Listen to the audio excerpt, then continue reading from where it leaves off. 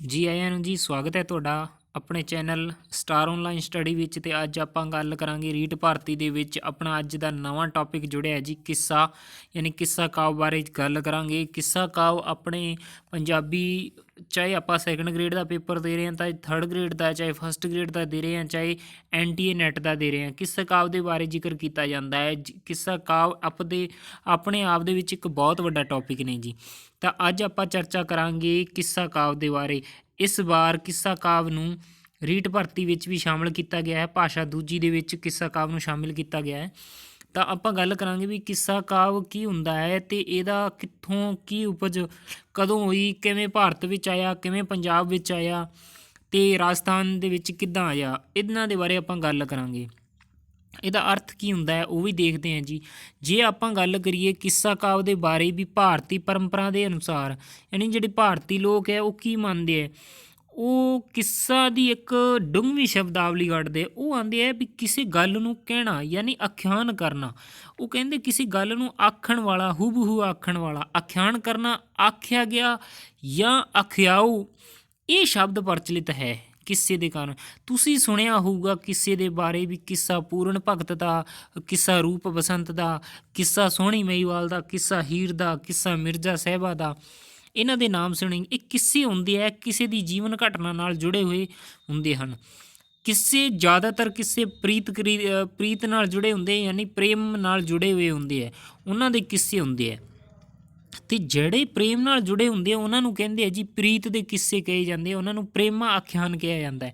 ਆ ਦੇਖੋ ਹਿੰਦੀ ਭਾਸ਼ਾ ਦਾ ਸ਼ਬਦ ਹੈ ਜੀ ਪ੍ਰੇਮਾ ਆਖਿਆਨ ਜੀ। ਤਾਂ ਇਹ ਪਿੱਛੋਂ ਜੁੜਿਆ ਸੰਸਕ੍ਰਿਤ ਨਾਲ ਹੈ, ਪਰ ਆਪਾਂ ਪ੍ਰੇਮ ਆਖਿਆਨ ਹਿੰਦੀ ਤੋਂ ਭਾਵ ਲੈਂਦੇ ਹਾਂ। ਤਾਂ ਪ੍ਰੇਮ ਆਖਿਆਨ ਯਾਨੀ ਭਾਰਤੀ ਪਰੰਪਰਾ ਦੇ ਵਿੱਚ ਆਪਾਂ ਪਹਿਲਾਂ ਸੰਸਕ੍ਰਿਤ ਤੋਂ ਬਾਅਦ ਹਿੰਦੀ ਤੋਂ ਬ੍ਰਿਜ ਭਾਸ਼ਾ ਅਤੇ ਪੰਜਾਬੀ ਰਾਹੀਂ ਐਵੇਂ ਆਪਣੇ ਤੱਕ ਕੋਲੇ ਪਹੁੰਚਦਾ। ਪਰ ਆਪਾਂ ਇਸ ਵੀਡੀਓ ਦੇ ਵਿੱਚ ਗੱਲ ਕਰਾਂਗੇ ਡਿਟੇਲ ਨਾਲ। ਤੋ ਦੋਸਤੋ ਮੈਂ ਪਹਿਲਾਂ ਗੱਲ ਆ ਕਹੂੰਗਾ, ਵੀਡੀਓ ਨੂੰ ਅੰਤ ਤੱਕ ਜ਼ਰੂਰ ਦੇਖਿਓ। ਤੁਹਾਨੂੰ ਚੰਗਾ ਲੱਗੇ ਤਾਂ ਲਾਈਕ ਕਰਿਓ, ਨਹੀਂ ਤਾਂ ਨਾ ਕਰਿਓ। ਔਰ ਚੈਨਲ ਸਬਸਕ੍ਰਾਈਬ ਕਰੋ, ਉਹ ਵੀ ਤੁਹਾਡੀ ਮਰਜ਼ੀ ਹੈ, ਪਰ ਵੀਡੀਓ ਨੂੰ ਜ਼ਰੂਰ ਦੇਖਿਓ। ਇਹਦੇ ਵਿੱਚ ਤੁਹਾਨੂੰ ਡਿਟੇਲ ਨਾਲ ਦੱਸਿਆ ਜਾਊਗਾ। ਇਹ ਓਥੈਂਟਿਕ ਕਿਤਾਬ ਤੋਂ ਹੀ ਮੈਟਰ ਲਿੱਤਾ ਗਿਆ ਹੈ ਜੀ। ਐਵੇਂ ਨਾ ਸੋਚਿਓ ਵੀ ਇਹ ਕਿਤੋਂ ਹੋਰ ਥਾਂ ਲੈ ਗਿਆ। ਇਹਦੇ ਵਿੱਚ ਜਿਹੜੀ ਗੱਲ ਹੈਗੀ ਉਹ ਆਪਾਂ ਰੀਟ ਭਰਤੀ ਦੇ ਅਕੋਰਡਿੰਗ ਦੇਖਾਂਗੇ ਜੀ। ਹੁਣ ਆਪਾਂ ਗੱਲ ਕਰਦੇ ਹਾਂ ਜੀ, ਕਿੱਸੇ ਦਾ ਮਤਲਬ ਕੀ ਹੁੰਦਾ ਜੀ? ਆਖਿਆ, ਆਖਿਆਉਣਾ, ਇਹ ਤੋਂ ਜੁੜੀ ਹੋਈ ਚੀਜ਼ ਹੁੰਦੀ ਹੈ ਜੀ। ਤਾਂ ਹੋਰ ਇਹਦੇ ਬਾਰੇ ਕੀ ਗੱਲ ਹੈ ਜੀ ਖਾਸ, ਉਹਦੇ ਬਾਰੇ ਵੀ ਚਰਚਾ ਕਰ ਲੈਂਦੇ ਹਾਂ ਜੀ। ਤਾਂ ਇਹਦੇ ਵਿੱਚ ਪ੍ਰੇਮ ਦੇ ਨਾਲ ਜੁੜੇ ਹੋਏ ਹੈ ਜੀ। ਪ੍ਰੇਮ ਹਨ ਪ੍ਰੀਤ ਕਥਾਵਾਂ ਦੇ ਨਾਲ ਜੁੜੀ ਹੋਈ ਚੀਜ਼ ਹੈ। ਅਤੇ ਆਪਾਂ ਜੀ ਇਹਦਾ ਪ੍ਰਮਾਣ ਦੇਖੀਏ ਤਾਂ ਰਿਗਵੇਦ ਦੇ ਵਿੱਚ ਮਿਲਦਾ ਹੈ ਜੀ। ਹੁਣ ਦੇਖੋ ਜੀ, ਆਪਣੇ ਹਿੰਦੂਆਂ ਦੇ ਜਿਹੜੇ ਵੇਦ ਹੈ, ਗ੍ਰੰਥ ਹੈ, ਉਹਨਾਂ ਦੇ ਵਿੱਚੋਂ ਇਹਦਾ ਪ੍ਰਮਾਣ ਪਹਿਲਾਂ ਮਿਲਦਾ ਹੈ। ਅਤੇ ਉਹਦੇ ਵਿੱਚੋਂ ਸਭ ਤੋਂ ਜਿਹੜਾ ਵੱਡਾ ਆਪਣਾ ਜਿਹੜਾ ਵੇਦ ਹੈ ਉਹ ਹੈ ਰਿਗਵੇਦ ਜੀ। 4 ਵੇਦ ਹੈ ਜੀ, ਰਿਗਵੇਦ, ਅਥਰਵੇਦ, ਯਜੁਰਵੇਦ, ਸਾਮਵੇਦ। ਇਹ 4 ਵੇਦਾਂ ਵਿੱਚ ਰਿਗਵੇਦ ਦੇ ਵਿੱਚ ਇਹਦਾ ਜ਼ਿਕਰ ਮਿਲਦਾ ਹੈ ਜੀ। ਉਹਦੇ ਵਿੱਚ ਆਪਾਂ ਦੇਖਦੇ ਹਾਂ ਵੀ ਰਿਗਵੇਦ ਦੇ ਵਿੱਚ ਇੱਕ ਕ੍ਰਿਚਾ ਹੈ ਜੀ, ਉਹ 'ਤੇ ਯਮੀ ਦਾ ਸੰਵਾਦ ਹੈ ਜੀ। ਵੀ ਜਿਹੜਾ ਯਮੀ ਦਾ ਸੰਵਾਦ ਹੈ ਉਹਦੇ ਪ੍ਰੇਮ ਆਖਿਆਨ ਦੇ, ਯਾਨੀ ਪ੍ਰੇਮ ਦੇ ਅੰਸ਼ ਮਿਲਦੇ ਆ ਜੀ ਉਹਦੇ ਵਿੱਚ, ਰਿਗਵੇਦ ਦੇ ਵਿੱਚ। ਤਾਂ ਜੀ ਜਿਹੜਾ ਭਾਰਤੀ ਕਿੱਸੇ ਤਾਂ ਆਪਾਂ ਨੂੰ ਵੇਦਾਂ ਦੇ ਵਿੱਚ ਹੀ ਮਿਲ ਗਿਆ ਜੀ। ਭਾਰਤੀ ਕਿੱਸਿਆਂ ਦਾ ਜ਼ਿਕਰ ਆਪਾਂ ਨੂੰ ਰਿਗਵੇਦ ਦੇ ਵਿੱਚ ਪਹਿਲਾਂ ਮਿਲਦਾ ਹੈ ਜੀ। ਆਹ ਆਪਣਾ ਪਹਿਲਾ ਕੁਐਸਚਨ ਤਿਆਰ ਹੋ ਗਿਆ ਜੀ। ਇਸ ਤੋਂ ਬਾਅਦ ਆਪਾਂ ਇਹਦਾ ਗਾਂਹ ਚੱਲ ਕੇ ਦੇਖੀਏ ਵੀ ਇਸ ਤੋਂ ਇਲਾਵਾ ਹੋਰ ਇਹਦਾ ਜ਼ਿਕਰ ਕਿਹਨੇ ਕੀਤਾ ਹੈਗਾ। ਹੁਣ ਆਪਾਂ ਗੁਰੂ ਸਾਹਿਬਾਨਾਂ ਦੀ ਤਰਫੋਂ ਵੀ ਇਹਨਾਂ ਦੀ ਦੇਖਾਂ ਵੀ ਕਿੰਨੀ ਓਥੈਂਟਿਕਤਾ ਹੈ ਜੀ। ਤਾਂ ਗੁਰੂ ਸਾਹਿਬਾਨਾਂ ਨੇ ਇਸ ਕ੍ਰਿਚਾ ਨੇ ਲੈ ਕੇ ਉਹਨਾਂ ਨੇ ਆਹ ਗੱਲ ਕਹੀ ਸੀ ਕਿ ਇੱਕ ਸਵਰਗ ਲੋਕ ਦੀ ਇੱਕ ਅਪਸਰਾ ਸੀਗੀ ਉਰਵਸ਼ੀ। ਗੁਰੂ ਸਾਹਿਬਾਨ ਗੁਰੂ ਗੋਬਿੰਦ ਸਿੰਘ ਜੀ, ਉਹਨਾਂ ਨੇ ਉਰਵਸ਼ੀ ਜਿਹੜੀ ਸੀ ਸਵਰਗ ਦੀ ਸੀਗੀ, ਇੱਕ ਸ਼ਰਾਪੀ, ਯਾਨੀ ਉਹਨੂੰ ਸ਼ਰਾਪ ਦਿੱਤਾ ਹੋਇਆ ਸੀਗਾ। ਇੱਕ ਅਪਸਰਾ ਸੀ ਅਤੇ ਉਹਨੂੰ ਸ਼ਰਾਪ ਦਿੱਤਾ ਸੀ ਕਿ ਤੈਨੂੰ 12 ਸਾਲ ਧਰਤੀ 'ਤੇ ਰਹਿਣਾ ਹੈਗਾ। ਅਤੇ ਉਹ 12 ਸਾਲ ਧਰਤੀ 'ਤੇ ਰਹੀ। ਇੰਦਰ ਦੀ ਅਪਸਰਾ ਸੀਗੀ। ਇੰਦਰ ਨੇ ਉਸ ਨੂੰ ਸ਼ਰਾਪ ਦੇਤਾ ਸੀ ਅਤੇ ਉਹ 12 ਸਾਲ ਧਰਤੀ 'ਤੇ ਰਹੀ। ਅਤੇ ਧਰਤੀ 'ਤੇ ਜਦੋਂ ਰਹੀ ਉਦੋਂ ਉਹਨੂੰ ਧਰਤੀ ਦਾ ਇੱਕ ਰਾਜਾ ਸੀ, ਉਸ ਨਾਲ ਉਹਨੂੰ ਪ੍ਰੇਮ ਹੋ ਗਿਆ। ਤਾਂ ਪ੍ਰੇਮ ਹੋ ਗਿਆ, ਉਸ ਦਾ ਕਿੱਸਾ ਬਣ ਗਿਆ। ਅਤੇ ਉਹਦੇ ਜਿਹੜੇ ਬੀਜ ਅੰਸ਼, ਯਾਨੀ ਉਹਨਾਂ ਦੇ ਜਿਹੜੇ ਅੰਸ਼ ਸੀਗੇ, ਉਹਨਾਂ ਨੂੰ ਗੁਰੂ ਸਾਹਿਬਾਨ ਗੁਰੂ ਗੋਬਿੰਦ ਸਿੰਘ ਜੀ ਨੇ ਆਪਣੀ ਹੀਰ ਚਰਿੱਤਰ ਦੇ ਵਿੱਚ ਲਿਖੀ। ਦੇਖੋ ਜੀ, ਕਈ ਪੰਜਾਬੀ ਲੋਕ ਕਹਿੰਦੇ ਆ ਵੀ ਗੁਰੂ ਸਾਹਿਬਾਨਾਂ ਨੇ ਹੀਰ ਨਹੀਂ ਲਿਖੀ, ਉਹਨਾਂ ਨੇ ਹੀਰ ਚਰਿੱਤਰ ਲਿਖਿਆ ਜੀ। ਜੇ ਅਗਰ ਤੁਸੀਂ ਓਥੈਂਟਿਕਤਾ ਦੇਖਣੀ ਹੋਏ ਤਾਂ ਦਸ਼ਮ ਗ੍ਰੰਥ ਹੈਗਾ, ਉਹਦਾ ਜਿਹੜਾ 98ਵਾਂ ਅਧਿਆਇ ਹੈ, ਯਾਨੀ 98ਵੀਂ ਯੂਨਿਟ ਹੈ, ਉਹਦੇ ਵਿੱਚ ਆਹ ਮਿਲ ਜੂਗਾ ਹੀਰ ਚਰਿੱਤਰ ਤੁਹਾਨੂੰ ਮਿਲ ਜੂਗੀ। ਤੁਹਾਨੂੰ ਪਤਾ ਹੈ ਜੀ ਦਸ਼ਮ ਗ੍ਰੰਥ ਗੁਰੂ ਸਾਹਿਬਾਨਾਂ ਗੁਰੂ ਗੋਬਿੰਦ ਸਿੰਘ ਜੀ ਦੀ ਲਿਖੀ ਹੋਈ ਹੈ ਜੀ ਦਸ਼ਮ ਗ੍ਰੰਥ ਜੀ, ਜਿਨ੍ਹਾਂ ਦੇ ਵਿੱਚ ਉਹਨਾਂ ਦੀ ਬਾਣੀ ਮਿਲਦੀ ਹੈ ਜੀ। ਤਾਂ ਉਹਦੇ ਵਿੱਚ ਜਿਹੜਾ 98ਵਾਂ ਅਧਿਆਇ ਹੈ ਉਹਦੇ ਵਿੱਚ ਇਹਦੇ ਹੀਰ ਚਰਿੱਤਰ ਦੇ ਬਾਰੇ ਗੱਲ ਮਿਲ ਜੂਗੀ ਜੀ। ਯਾਨੀ ਪਿੱਛੋਂ ਦੇਖੀਏ ਤਾਂ ਉਹਨਾਂ ਨੇ ਉਰਵਸ਼ੀ ਦਾ ਜ਼ਿਕਰ ਕੀਤਾ ਹੈਗਾ ਆਪਦੀ ਹੀਰ ਚਰਿੱਤਰ ਦੇ ਵਿੱਚ ਜੀ। ਹੁਣ ਇਹ ਤਾਂ ਇਹਦੇ ਨਾਲ ਜੁੜੀ ਰਹਿ ਗਈ। ਜਿਹੜੇ ਆਪਣੇ ਗੁਰੂ ਸਾਹਿਬਾਨ ਸੀ ਗੁਰੂ ਗੋਬਿੰਦ ਸਿੰਘ ਜੀ, ਉਹਨਾਂ ਨੂੰ ਸੰਸਕ੍ਰਿਤ ਭਾਸ਼ਾ ਦਾ ਅਤੇ ਬ੍ਰਿਜ ਭਾਸ਼ਾ ਦਾ ਅਤੇ ਫਾਰਸੀ ਭਾਸ਼ਾ ਦਾ ਗੂੜ੍ਹ ਗਿਆਨ ਸੀ, ਗੂੜ੍ਹਾ ਗਿਆਨ ਸੀਗਾ ਉਹਨਾਂ ਨੂੰ। ਇਹਨਾਂ ਤਿੰਨਾਂ ਚਾਰਾਂ ਭਾਸ਼ਾਵਾਂ ਦਾ ਗਿਆਨ ਸੀ। ਇਹਨਾਂ ਨੇ ਇਸ ਕਰਕੇ ਇਹਨਾਂ ਨੇ ਹਨੂੰਮਾਨ ਨਾਟਕ ਵੀ ਲਿਖਿਆ, ਇਹਨਾਂ ਨੇ ਆਪਦੇ ਚੰਡੀ ਚਰਿੱਤਰ, ਦੁਰਗਾ ਦੀ ਵਾਰ ਜਿਹੜੀਆਂ ਲਿਖੀਆਂ ਜੀ। ਤਾਂ ਇਹ ਇਹਨਾਂ ਨੇ ਲਿਖੀਆਂ ਹੋਈਆਂ ਮੁੱਖ ਰਚਨਾਵਾਂ ਨੇ ਜੀ। ਹੁਣ ਆਪਾਂ ਦੇਖਦੇ ਹਾਂ ਵੀ ਇਹਦਾ ਜ਼ਿਆਦਾ ਆਪਾਂ ਡਿਟੇਲ 'ਚ ਨਹੀਂ ਜਾਵਾਂਗੇ ਜੀ, ਕਿਉਂਕਿ ਜ਼ਿਆਦਾ ਡਿਟੇਲ 'ਚ ਆਪਣੇ ਨੈੱਟ ਲੈਵਲ ਦਾ ਇੰਨਾ ਹੈ ਨਹੀਂ ਗਾ। ਇਸ ਕਰਕੇ ਆਪਾਂ ਇਹਦਾ ਮੁੱਖ ਪਾਤਰਾਂ ਬਾਰੇ ਗੱਲ ਕਰਾਂਗੇ ਜੀ। ਹੁਣ ਜੀ ਅਗਰ ਆਪਾਂ ਦੇਖੀਏ ਵੀ ਪ੍ਰੇਮਿਆ ਖਾਨ ਦਾ ਅਗਰ ਆਪਾਂ ਦੇਖ ਲਈਏ ਵੀ ਕਿੱਥੇ ਮਿਲਦਾ ਹੈਗਾ, ਯਮੀ ਦਾ ਸਮਾਧ ਹੋ ਗਿਆ। ਇੱਕ ਹੋਰ ਦੇਖੀਏ ਜੀ ਅਗਰ ਆਪਾਂ ਗੱਲ ਕਰੀਏ ਯਾਗਵੱਲਿਆ ਸਕਿਆ ਜੀ ਹੈ ਜੀ, ਉਹਨਾਂ ਦੇ ਗਾਰਗੀ ਅਤੇ ਉਹਨਾਂ ਦੀ ਇੰਦਰ ਦੇ ਨਾਲ ਅਹਿਲਿਆ ਅਤੇ ਇੰਦਰ ਆਦਿ ਦੇ ਪ੍ਰੇਮ ਕਿੱਸੇ ਵੀ ਮਿਲਦੇ ਆ ਜੀ ਸ਼ੁਰੂ 'ਚ। ਪਰ ਇਹ ਪੁਰਾਣੀਆਂ ਗੱਲਾਂ ਹੋ ਗਈਆਂ ਜੀ। ਆਪਾਂ ਹੁਣ ਦੀ ਗੱਲਾਂ ਦੇਖਾਂਗੇ ਵੀ ਹੁਣ ਜਿਹੜੀ ਹੈ ਹੁਣ ਵਾਲੇ ਟਾਈਮ ਦੇ ਵਿੱਚ ਕਿਹਨੇ ਲਿਖੀ ਹੈ ਜੀ। ਤਾਂ ਉਸ ਤੋਂ ਪਹਿਲਾਂ ਕਰਨ ਤੋਂ ਪਹਿਲਾਂ ਆਪਾਂ ਦੇਖ ਲੈਂਦੇ ਹਾਂ ਵੀ ਕਿੱਸਾ ਕਾਵਿ ਕਿਹਦਾ ਹੈ। ਦੇਖੋ ਕਿੱਸਾ ਜਿਹੜਾ ਹੈ ਉਹ ਇੱਕ ਫਾਰਸੀ ਅਰਬੀ ਫਾਰਸੀ ਹੈਗਾ ਜੀ, ਠੀਕ ਹੈ ਜੀ। ਦੇਖੋ ਜੀ ਭਾਰਤੀ ਜਿਹੜੇ ਕਿੱਸੇ ਹੈਗੇ ਉਹਦਾ ਤਾਂ ਇਤਿਹਾਸ ਆਪਾਂ ਜੜ੍ਹਾਂ ਦੇਖ ਲਈਆਂ ਹੈਗੀਆਂ, ਪਰ ਜਿਹੜਾ ਹੁਣ ਦਾ ਟਾਈਮ ਹੈ, ਜਿਹੜਾ ਮੱਧਕਾਲ ਹੈ, ਉਹਦੇ ਵਿੱਚ ਕਿੱਥੋਂ ਆਇਆ ਕਿਵੇਂ ਆਇਆ ਉਹ ਵੀ ਦੇਖ ਲੈਂਦੇ ਹਾਂ ਜੀ। ਦੇਖੋ ਜੀ ਜਿਹੜਾ ਕਿੱਸਾ ਕਾਵਿ ਹੈ ਮੁਸਲਮਾਨੀ ਕਾਲ ਦੇ ਨਾਲ ਮੰਨਿਆ ਜਾਂਦਾ ਹੈ। ਜਦੋਂ ਮੁਗਲਾਂ ਦਾ ਰਾਜ ਆਇਆ ਉਦੋਂ ਇਹ ਭਾਰਤ ਦੇ ਵਿੱਚ ਆਇਆ ਜੀ। ਅਰਬੀ ਫਾਰਸੀ ਰਾਹੀਂ ਆਇਆ। ਦੇਖੋ ਪਹਿਲਾਂ ਅਰਬ ਦੇ ਵਿੱਚ ਆਇਆ, ਫਿਰ ਫਾਰਸੀ ਤੋਂ ਹੁੰਦਾ ਹੋਇਆ ਇਹ ਪੰਜਾਬੀ ਤੱਕ ਪਹੁੰਚਿਆ ਜੀ। ਕਿੱਸਾ ਸ਼ਬਦ ਧਾਤੂ ਕਸ ਤੋਂ ਬਣਿਆ ਹੋਇਆ ਜੀ, ਨੇ ਅਰਬੀ ਭਾਸ਼ਾ ਦਾ ਸ਼ਬਦ ਹੈ ਜੀ। ਉਹਦੇ ਕਸ ਦਾ ਅਰਥ ਕੀ ਹੁੰਦਾ ਹੈਗਾ? ਇਹਦਾ ਅਰਥ ਹੁੰਦਾ ਪਿੱਛੇ ਜਾਣਾ, ਪਿੱਛਾ ਕਰਨਾ, ਕਿਸੇ ਦਾ ਖਬਰ ਦੇਣਾ। ਇਹਦੇ ਨਾਲ ਜੁੜੀ ਹੋਈ ਹੈ ਵੀ ਕਿਸੇ ਦਾ ਪਿੱਛੇ ਜਾਣਾ, ਪਿੱਛਾ ਕਰਨਾ। ਇਹ ਵੀ ਤੁਹਾਡਾ ਪ੍ਰਸ਼ਨ ਬਣ ਗਿਆ ਵੀ ਕਿਸ ਸ਼ਬਦ ਧਾਤੂ ਦਾ? ਅਰਬੀ ਭਾਸ਼ਾ ਦਾ ਸ਼ਬਦ ਹੈ ਜੀ, ਕਸ ਤੋਂ ਬਣਿਆ ਹੋਇਆ ਹੈ। ਆਪਾਂ ਐਵੇਂ ਕਹਿ ਸਕਦੇ ਹਾਂ ਕਿਸੇ ਘਟਨਾ ਦਾ ਬਿਆਨ ਕਰਨਾ, ਵੀ ਜਿਵੇਂ ਘਟਨਾ ਦੇ ਬਾਰੇ ਦੱਸਣਾ। ਅਤੇ ਕੋਈ ਵੀ ਪ੍ਰੀਤ ਕਹਾਣੀ ਹੋ ਸਕਦੀ ਹੈ ਉਸ ਘਟਨਾ ਦੇ ਬਾਰੇ, ਕੋਈ ਕਵਿਤਾ ਵਿੱਚ ਵੀ ਹੋ ਸਕਦੀ ਹੈ, ਕਿਵੇਂ ਵੀ ਹੋ ਸਕਦੀ ਹੈ, ਪ੍ਰੀਤ ਨਾਲ ਜੁੜੀ ਵੀ ਕਹਾਣੀ ਹੋ ਸਕਦੀ ਹੈ। ਹੋਰ ਅਗਰ ਆਪਾਂ ਗੱਲ ਕਰੀਏ ਤਾਂ ਪ੍ਰੀਤਾਂ ਨਾਲ ਜੁੜੀ ਅਗਰ ਆਪਾਂ ਗਾਂਹ ਜਾ ਕੇ ਜ਼ਿਕਰ ਕਰੀਏ ਤਾਂ ਪ੍ਰੀਤ ਦੇ ਵਿੱਚ ਆਪਾਂ ਨੂੰ ਜਿਹੜਾ ਪਹਿਲਾ ਕਿੱਸਾਕਾਰ ਮਿਲਦਾ ਉਹ ਮਿਲਦਾ ਦਮੋਦਰ।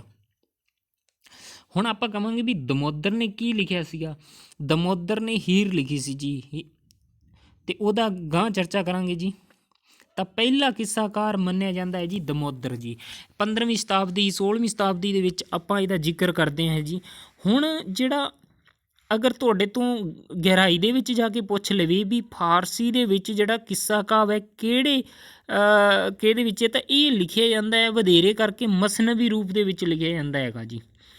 ਪ੍ਰੇਮ ਦੇ ਨਾਲ ਜੁੜਿਆ ਹੋਇਆ ਮਸਨਵੀ ਰੂਪ ਦੇ। ਅਤੇ ਇਹਦੇ ਵਿੱਚ ਜ਼ਿਆਦਾ ਪ੍ਰਯੋਗ ਕਿਹੜੇ ਛੰਦ ਦਾ ਹੁੰਦਾ ਹੈ? ਤਾਂ ਇਹਦੇ ਵਿੱਚ ਜ਼ਿਆਦਾ ਜਿਹੜਾ ਹੈਗਾ ਬੈਂਤ ਦਾ ਪ੍ਰਯੋਗ ਹੁੰਦਾ ਹੈ ਜੀ। ਬੈਂਤ ਛੰਦ ਦਾ ਜ਼ਿਆਦਾ ਪ੍ਰਯੋਗ ਹੁੰਦਾ ਹੈ ਜੀ।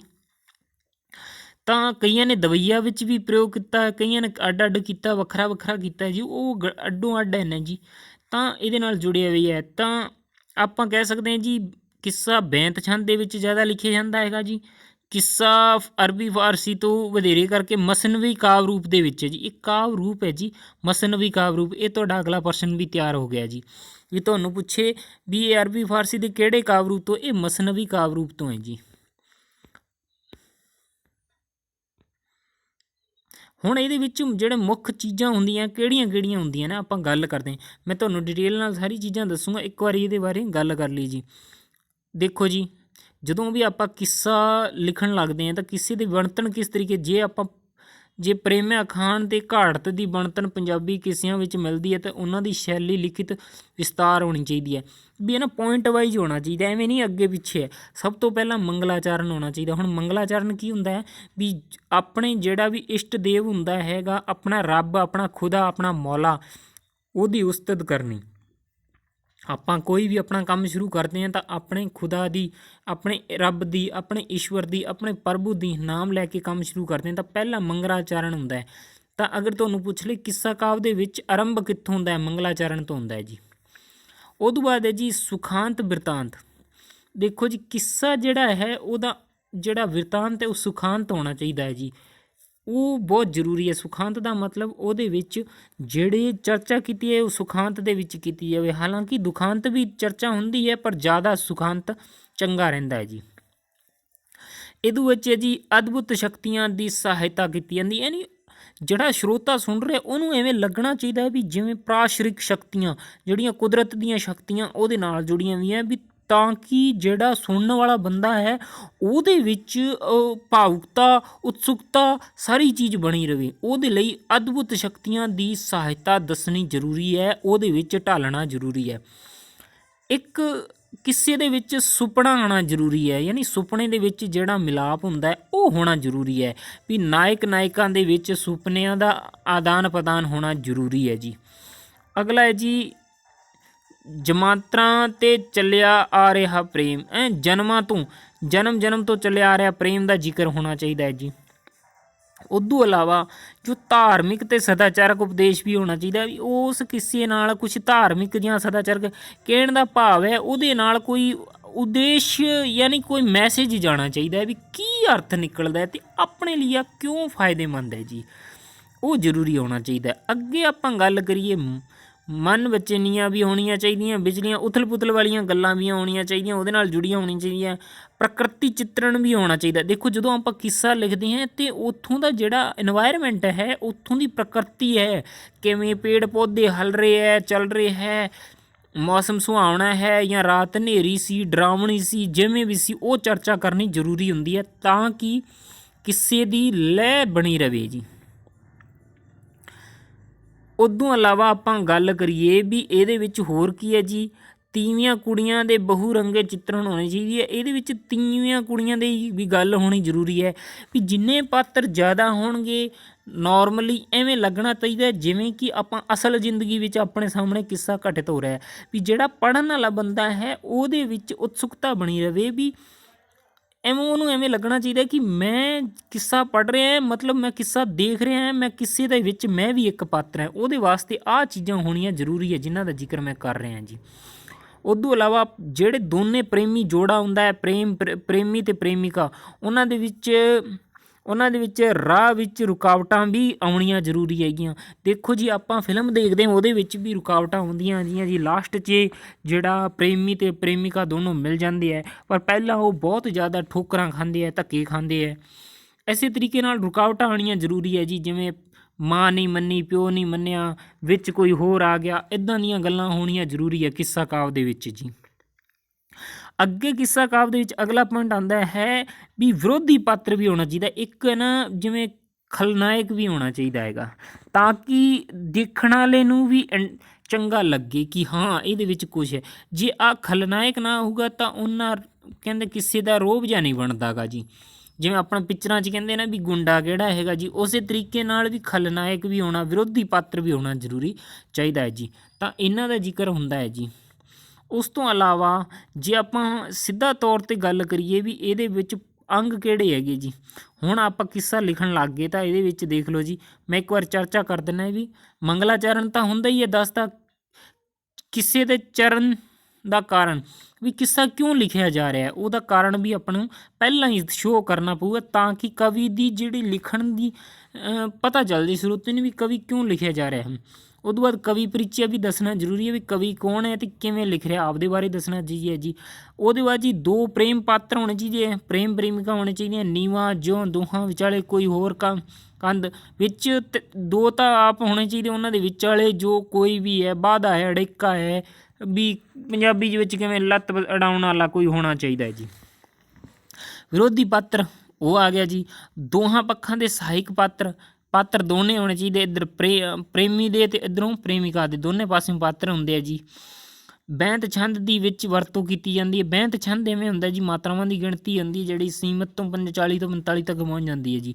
ਉਹਦੇ ਕੁਦਰਤੀ ਦ੍ਰਿਸ਼ ਸਥਾਨਕ ਰੰਗ ਹੋਣੇ ਚਾਹੀਦੇ, ਕੁਦਰਤ ਦੇ ਜਿਹੜੇ ਰੰਗ ਹੈ ਉਹ ਵੀ ਦਿਖਣੇ ਚਾਹੀਦੇ, ਵੀ ਕੁਦਰਤ ਦਾ ਇਨਵਾਇਰਮੈਂਟ ਦਾ ਵੀ ਕਿਵੇਂ ਵਰਣਨ ਹੁੰਦਾ ਜੀ। ਸ਼ਿੰਗਾਰ ਕਰੁਣਾ, ਸ਼ਿੰਗਾਰ ਰਸ ਵੀ ਹੋਣਾ ਚਾਹੀਦਾ, ਕਰੁਣਾ ਰਸ ਵੀ ਹੋਣਾ ਚਾਹੀਦਾ, ਕਿਤੇ ਕਿਤੇ ਹਾਸ ਰਸ ਵੀ ਹੋਣਾ ਚਾਹੀਦਾ ਵੀ ਆਪਾਂ ਨੂੰ ਇਵੇਂ ਲੱਗਣਾ ਚਾਹੀਦਾ ਕਿ ਹਾਂ ਆਪਾਂ ਕੁਛ ਨਵਾਂ ਕਰ ਰਹੇ ਹਾਂ ਜੀ। ਉਸ ਤੋਂ ਇਲਾਵਾ ਦੇਖੋ ਜੀ ਇਹ ਸੀਕੁਐਂਸ ਵਾਈਜ਼ ਤੁਹਾਨੂੰ ਪਤਾ ਹੋਣਾ ਚਾਹੀਦਾ ਹੈ ਜੀ। ਸਾਰੇ ਕਿੱਸੇ ਦੇ ਵਿੱਚ ਸੰਗੀਤਕ ਲੈਅ ਹੋਣੀ ਚਾਹੀਦੀ ਹੈ ਵੀ ਐਵੇਂ ਵੀ ਨਹੀਂ ਹੈ ਕਿੱਸਾ ਬੋਰਿੰਗ ਜਿਹਾ ਹੋਏ ਅਤੇ ਉਬਾਊ ਨਹੀਂ ਹੋਣਾ ਚਾਹੀਦਾ, ਸਰੋਤੇ ਦੇ ਵਿੱਚ ਆਨੰਦ ਆਉਂਦਾ ਰਹੇ। ਇਸ ਕਰਕੇ ਸੰਗੀਤਕ ਲੈਅ ਹੋਣੀ ਚਾਹੀਦੀ ਹੈ। ਕਹਿਣ ਦਾ ਭਾਵ ਹੈ ਉਹ ਕਵਿਤਾ ਰਾਹੀਂ ਹੋਣਾ ਚਾਹੀਦਾ ਹੈ ਜੀ। ਕਰਾਮਾਤੀ ਅੰਸ਼ ਯਾਨੀ ਇੱਕਦਮ ਤੋਂ ਰੱਬ ਦੀ ਮਿਹਰ ਹੋ ਜਾਣਾ, ਇਹੋ ਜਿਹੇ ਅੰਸ਼ ਵੀ ਪਾਉਣੇ ਜ਼ਰੂਰੀ ਹੈ ਕਿਸੇ ਦੇ ਵਿੱਚ। ਜਿਵੇਂ ਰੱਬ ਨੇ ਯਾਦ ਕੀਤਾ, ਪ੍ਰੇਮਿਕਾ ਨੇ ਰੱਬ ਨੂੰ ਯਾਦ ਕੀਤਾ ਵੀ ਰੱਬਾ ਮੇਰੇ ਪ੍ਰੇਮੀ ਨੂੰ ਬਚਾ, ਅਤੇ ਰੱਬ ਨੇ ਉਸ ਨੂੰ ਬਚਾ ਲਿਆ। ਇੱਦਾਂ ਦੀਆਂ ਚੀਜ਼ਾਂ ਹੋਣੀਆਂ ਚਾਹੀਦੀਆਂ। ਇਹ ਉਦਾਹਰਨ ਦਿੱਤਾ ਹੈ ਜੀ। ਕੋਈ ਵੀ ਉਦੇਸ਼ ਜਾਂ ਆਦਰਸ਼ ਹੋਣਾ ਚਾਹੀਦਾ ਹੈ ਵੀ ਉਸ ਦੇ ਵਿੱਚ ਇੱਕ ਤਾਂ ਜਾਂ ਤਾਂ ਉਦੇਸ਼ ਹੋਏ ਜਾਂ ਆਦਰਸ਼ ਪਾਤਰ ਵੀ ਹੋਣਾ ਚਾਹੀਦਾ ਉਹਦੇ ਵਿੱਚ ਜੀ। ਸਮੇਂ ਦੀ ਰਸਮ ਰਿਵਾਜ ਯਾਨੀ ਉਸ ਟਾਈਮ ਦੀਆਂ ਰੀਤਾਂ ਰਿਵਾਜ਼ਾਂ ਦੇ ਬਾਰੇ ਵੀ ਦੱਸਣਾ ਜ਼ਰੂਰੀ ਹੈ ਜੀ। ਤਾਂ ਹੀ ਪਤਾ ਚੱਲੂਗਾ ਅਗਲੀ ਪੀੜ੍ਹੀ ਨੂੰ ਵੀ ਉਦੋਂ ਆਹ ਰੀਤ ਸੀ, ਆਹ ਰਿਵਾਜ ਸੀ। ਸ਼ਿੰਗਾਰ ਭਰੀ ਭਾਸ਼ਾ ਹੋਣੀ ਚਾਹੀਦੀ ਹੈ। ਦੇਖੋ ਜੀ ਭਾਸ਼ਾ ਜਿਹੜੀ ਹੈ ਨਾ ਤੁਹਾਡੀ ਸ਼ਿੰਗਾਰ ਭਰੀ ਹੋਣੀ ਚਾਹੀਦੀ। ਐਵੇਂ ਨਹੀਂ ਹੈ ਵੀ ਇੱਕ ਰਾਜਾ ਸੀ ਇੱਕ ਰਾਣੀ ਸੀ, ਰਾਜਾ ਪਿਆਰ ਕਰਦਾ ਸੀ, ਰਾਣੀ ਕਰਦੀ ਸੀ, ਦੋਨਾਂ ਦਾ ਵਿਆਹ ਹੋ ਗਿਆ, ਜੋ ਵੀ ਹੈ ਅਤੇ ਕਹਾਣੀ ਖਤਮ। ਨਹੀਂ, ਸ਼ਿੰਗਾਰ ਰਸ ਭਰੀ ਹੋਣਾ ਚਾਹੀਦਾ। ਭਾਸ਼ਾ ਜਿਹੜੀ ਹੈ ਰਸ ਭਰੀ ਹੋਣੀ ਚਾਹੀਦੀ ਹੈ ਜੀ। ਫਿਰ ਹੈ ਜੀ ਉਪਦੇਸ਼ ਵੀ ਜਾਣਾ ਚਾਹੀਦਾ, ਉਹਦੇ ਨਾਲ ਵੀ ਕੀ ਮੈਸੇਜ ਜਾ ਰਿਹਾ ਸਰੋਤੇ ਕੋਲੇ। ਅਤੇ ਲਾਸਟ 'ਚ ਹੈ ਜੀ ਸੰਵਾਦ। ਆਹ ਸੰਵਾਦ ਜਿਹੜਾ ਸਭ ਤੋਂ ਜ਼ਬਰਦਸਤ ਚੀਜ਼ ਹੁੰਦੀ ਹੈ ਜੀ। ਇਹਨਾਂ ਦੇ ਵਿੱਚ ਵਾਰਤਾਲਾਪ ਚੰਗੀ ਹੋਣੀ ਚਾਹੀਦੀ ਹੈ ਜੀ। ਕਿਸੇ ਕਾਵਿ ਦੇ ਵਿੱਚ ਜਿੰਨੀ ਵਾਰਤਾਲਾਪ ਚੰਗੀ ਹੋਊਗੀ ਓਨਾ ਹੀ ਕਿੱਸਾ ਜ਼ਿਆਦਾ ਲੋਕਾਂ ਦਾ ਪਸੰਦ ਕੀਤਾ ਜਾਂਦਾ ਹੈਗਾ ਜੀ। ਤਾਂ ਇਹ ਜਿਹੜੀ ਪਾਤਰ ਹੈਗੇ ਇਹਨਾਂ ਨਾਲ ਜੁੜਿਆ ਹੋਇਆ ਜੀ। ਅਗਰ ਜੇ ਤੁਹਾਨੂੰ ਇਹਦੀ PDF ਚਾਹੀਦੀ ਹੈ ਤਾਂ ਤੁਸੀਂ ਟੈਲੀਗ੍ਰਾਮ ਗਰੁੱਪ ਜੁਆਇਨ ਕਰ ਲਿਓ, ਤੁਹਾਨੂੰ PDF ਵੀ ਮਿਲ ਜੂਗੀ। ਹੋਰ ਵੀ ਪੰਜਾਬੀ ਨਾਲ ਜੁੜੀ, ਰਾਜਨੀਤੀ ਨਾਲ ਜੁੜੀ, ਜਿਓਗ੍ਰਾਫੀ ਨਾਲ ਜੁੜੀਆਂ ਕੋਈ ਵੀ ਵੀਡੀਓ ਹੈ ਉਹ ਤੁਹਾਨੂੰ ਪਲੇਲਿਸਟ 'ਚ ਮਿਲ ਜਾਣਗੀਆਂ। ਹੋਰ ਅਗਰ ਤੁਹਾਡਾ ਕਿਸੇ ਵੀ ਤਰੀਕੇ ਦਾ ਕੋਈ ਵੀ ਪ੍ਰਸ਼ਨ ਹੈ ਤੁਸੀਂ ਕਮੈਂਟ ਕਰਕੇ ਪੁੱਛ ਸਕਦੇ ਹੋ ਜੀ, ਤੁਹਾਨੂੰ ਦੱਸਿਆ ਜਾਊਗਾ ਜੀ। ਚਾਹੇ ਉਹ ਭਾਰਤੀ ਰਾਜ ਵਿਵਸਥਾ ਦਾ ਹੋਏ, ਚਾਹੇ ਭਾਰਤੀ ਭੂਗੋਲ ਦਾ ਹੋਏ, ਚਾਹੇ ਰਾਜਸਥਾਨ ਭੂਗੋਲ ਦਾ ਹੋਏ, ਤੁਹਾਨੂੰ ਦੱਸਿਆ ਜਾਊਗਾ ਜੀ। ਤੁਸੀਂ ਕਮੈਂਟ ਕਰ ਦਿਓ ਜੀ। ਲੇਟ ਜ਼ਰੂਰ ਹੋ ਸਕਦੇ ਹੈ ਪਰ ਤੁਹਾਨੂੰ ਜ਼ਰੂਰ ਦੱਸਿਆ ਜਾਊਗਾ। ਹਾਂ ਜੀ, ਅਗਰ ਤੁਹਾਨੂੰ ਆਹ ਚੈਨਲ ਤੋਂ ਫਾਇਦਾ ਨਹੀਂ ਮਿਲਦਾ ਤਾਂ ਬੇਸ਼ੱਕ ਦੀ ਤੁਸੀਂ ਜਾ ਸਕਦੇ ਹੋ ਜੀ। ਹੁਣ ਆਪਾਂ ਗੱਲ ਕਰਦੇ ਹਾਂ ਜੀ ਕਿੱਸੇ ਕਿਸ ਤਰੀਕੇ ਨਾਲ ਲਿਖੇ ਜਾਂਦੇ ਸੀਗੇ ਜੀ। ਇੱਕ ਤਾਂ ਕਿੱਸਾ ਸੀਗਾ ਜੀ ਪੰਜਾਬ ਦੀ ਧਰਤੀ ਦੇ ਉੱਤੇ, ਯਾਨੀ ਪੰਜਾਬ ਧਰਤ ਮੁਲਕ ਪਰੰਪਰਾ ਉੱਤੇ ਲਿਖਿਆ ਜਾਂਦਾ ਸੀਗਾ। ਇਹ ਪੰਜਾਬ ਦੀ ਧਰਤੀ ਕਹਿਣ ਦਾ ਭਾਵ ਭਾਰਤ ਦੀ ਧਰਤੀ ਦੇ ਉੱਤੇ। ਦੇਖੋ ਇੱਥੇ ਪੰਜਾਬ ਬਾਰ-ਬਾਰ ਆ ਰਿਹਾ। ਹੁਣ ਆਪਾਂ ਪੰਜਾਬੀ ਪੜ੍ਹ ਰਹੇ ਇਸ ਕਰਕੇ ਜ਼ਿਆਦਾ ਜ਼ਿਕਰ ਪੰਜਾਬ ਦਾ ਹੋ ਰਿਹਾ, ਪਰ ਗੱਲ ਭਾਰਤ ਦੀ ਹੋ ਰਹੀ ਹੈ ਜੀ। ਵੀ ਭਾਰਤ ਦੀ ਧਰਤੀ ਤਾਂ ਕਹਿ ਸਕਦੇ ਹਾਂ, ਨਹੀਂ ਤਾਂ ਆਪਾਂ ਜਿਵੇਂ ਕਰੀਏ ਪੰਜਾਬ ਦੀ ਰੱਖ ਲਈਏ। ਪੰਜਾਬ ਦੀ ਧਰਤੀ ਦੇ ਨਾਲ ਜੁੜੇ ਹੋਏ ਜਿਹੜੀ ਸਥਾਨੀय ਕਿੱਸੇ ਸੀ ਉਹ ਸੀ। ਉਹ ਦੂਜੇ ਬਾਅਦ ਇਰਾਨੀ ਅਰਬੀ ਦੇ ਪ੍ਰਭਾਵ ਹੇਠ ਕਿੱਸੇ ਜਿਹੜੇ ਭਾਰਤ ਵਿੱਚ ਆਏ, ਜਿਨ੍ਹਾਂ ਦਾ ਰੂਪਾਂਤਰਣ ਹੋਇਆ ਇੱਧਰ ਆ ਕੇ ਜੀ। ਕੁਝ ਕਿੱਸੇ ਇਹੋ ਜਿਹੇ ਵੀ ਸੀ ਜਿਹੜੇ ਇਰਾਨੀ ਅਰਬੀ ਪਾਰਸੀ ਜੀ ਸਮੈਸਟਿਕ ਹੋ ਕੇ ਇੱਧਰ ਪਹੁੰਚ ਗਏ ਜੀ। ਤਾਂ ਇਹ ਸੀਗੇ। ਹੁਣ ਆਪਾਂ ਦੇਖਦੇ ਹਾਂ ਜੀ ਕਿੱਸਿਆਂ ਦਾ ਸਮਾਂ ਦੇਖਦੇ ਹਾਂ ਜੀ। ਕਿੱਸੇ 17ਵੀਂ ਸਦੀ ਤੋਂ ਸ਼ੁਰੂ ਹੋ ਕੇ ਅਤੇ 19ਵੀਂ ਸਦੀ ਤੱਕ ਦਾ ਕਿੱਸੇਕਾਰ ਵੀ ਹੈ ਅਤੇ 20ਵੀਂ ਸਦੀ ਦੇ ਕਿੱਸੇਕਾਰ ਵੀ ਹੈ। ਉਹਨਾਂ ਨੂੰ ਆਪਾਂ ਅੱਡ ਅੱਡ ਵੰਡ ਦਿੰਦੇ ਹਾਂ ਜੀ। ਤਾਂ ਪਹਿਲਾਂ ਆਪਾਂ ਗੱਲ ਕਰਾਂਗੇ ਜੀ ਕਿੱਸਾਕਾਰ। ਜੇ ਮੈਂ ਤੁਹਾਨੂੰ ਦੱਸਦਾ ਸੀ ਪੰਜਾਬੀ ਦਾ ਪਹਿਲਾ ਕਿੱਸਾਕਾਰ ਦਮੋਦਰ ਹੈ ਜੀ। ਵੀ ਦਮੋਦਰ ਹੈਗਾ ਜਿਹੜਾ ਪੰਜਾਬੀ ਦਾ, ਦਮੋਦਰ ਨੇ ਹੀਰ ਲਿਖੀ ਸੀਗੀ ਜੀ। ਹੁਣ ਇਹ ਦੱਸੀ ਜਾਂਦੀ 1405 ਈਸਵੀ ਤੋਂ 1452 ਈਸਵੀ ਤੱਕ ਦਾ ਦੱਸੀ ਜਾਂਦੀ ਹੈ ਜੀ। ਉਹ ਜਿਹੜਾ ਆਉਂਦਾ ਹੈ ਵੀ ਦਮੋਦਰ ਕਹਿੰਦਾ ਮੇਰੇ ਅੱਖੀ ਡਿੱਠਾ ਕਿੱਸਾ ਹੈ, ਮੈਂ ਅੱਖਾਂ ਨਾਲ ਦੇਖਿਆ ਹੋਇਆ ਕਿੱਸਾ ਹੈ ਜੀ ਹੀਰ ਦਾ। ਅਤੇ ਉਹ ਇੱਕ ਦੁਕਾਨਦਾਰ ਦੱਸਿਆ ਗਿਆ ਹੈ ਜੀ, ਪਿੰਡ ਦਾ ਵਸਨੀਕ ਦੱਸਿਆ ਗਿਆ, ਯਾਨੀ ਹੀਰ ਦੇ ਪਿੰਡ ਦਾ ਰਹਿਣ ਵਾਲਾ ਸੀ, ਉਹਨੇ ਹੀਰ ਲਿਖੀ ਸੀਗੀ ਜੀ। ਅਤੇ ਇਹਦੀ ਭਾਸ਼ਾ ਜਿਹੜੀ ਸੀ ਉਹ ਲਹਿੰਦੀ ਭਾਸ਼ਾ ਸੀਗੀ ਜੀ, ਲਹਿੰਦੀ ਭਾਸ਼ਾ ਵਿੱਚ।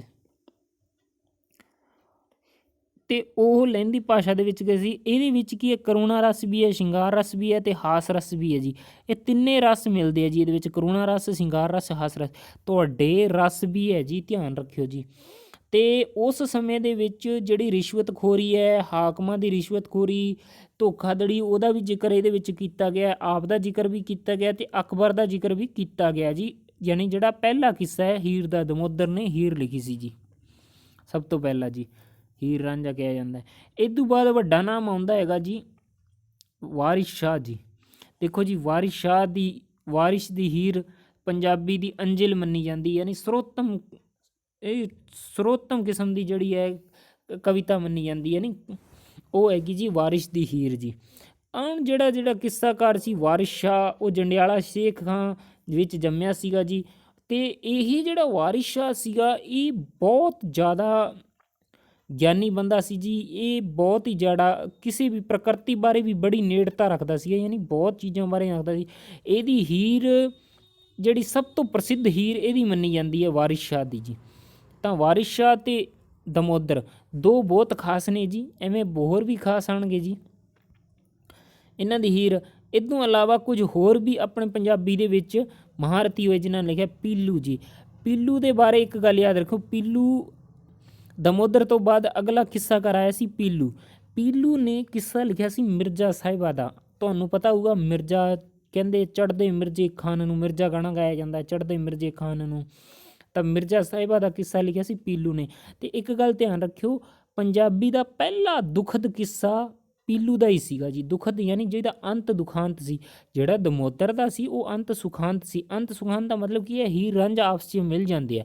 ਪਰ ਪੀਲੂ ਵਾਲਾ ਕਿੱਸਾ ਜਿਹੜਾ ਪਹਿਲਾ ਦੁਖਾਂਤਕ ਕਿੱਸਾ ਸੀਗਾ, ਇਹਦੇ ਵਿੱਚ ਕੀ ਹੁੰਦਾ ਹੈ ਵੀ ਮਿਰਜ਼ਾ ਮਾਰਿਆ ਜਾਂਦਾ ਹੈਗਾ, ਹੀਰ ਦੇ ਭਰਾ ਉਹਨੂੰ ਵੱਢ ਦਿੰਦੇ ਆ ਜੰਡ ਥੱਲੇ ਜੀ।